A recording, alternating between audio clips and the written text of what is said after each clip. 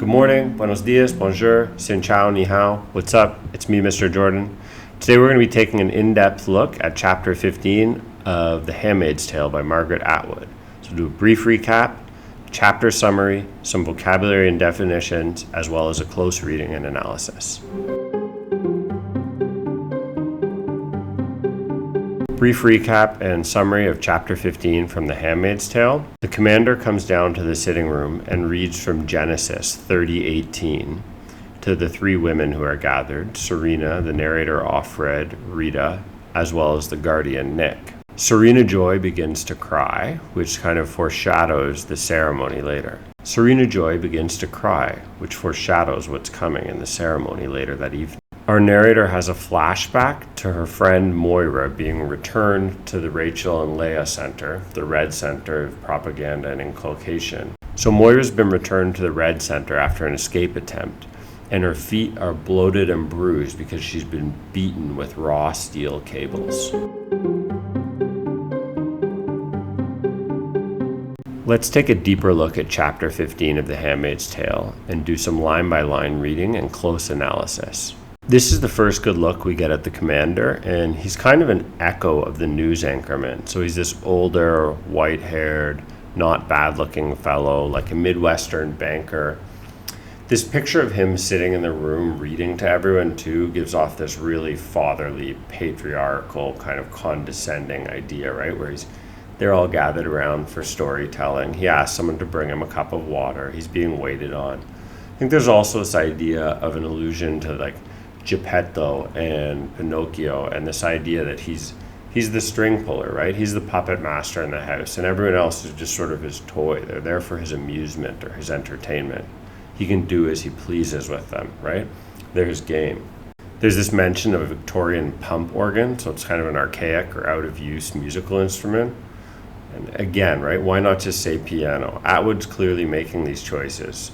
So like the women are being pumped, or like they're organs, right?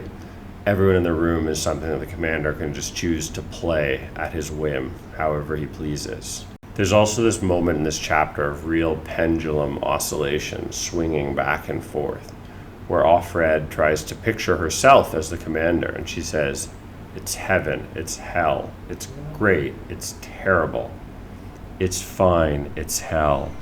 Finally, it's silent and solitaire.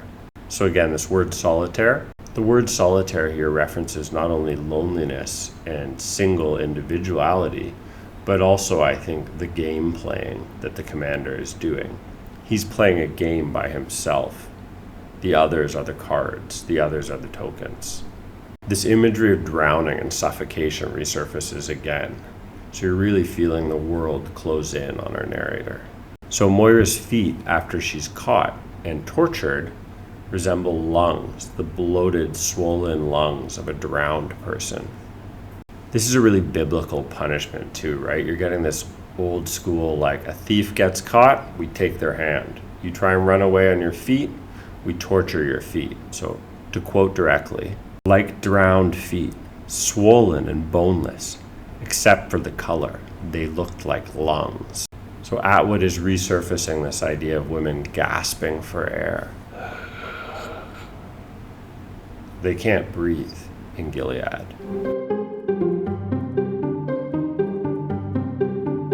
Now we're going to do some vocabulary, definitions, context from the chapter. So a protocol is rules or the official set of documents, the governing state of affairs, diplomat. So a protocol can also be a scientific procedure, like the carrying out of an experiment, which is what's happening in Gilead, right?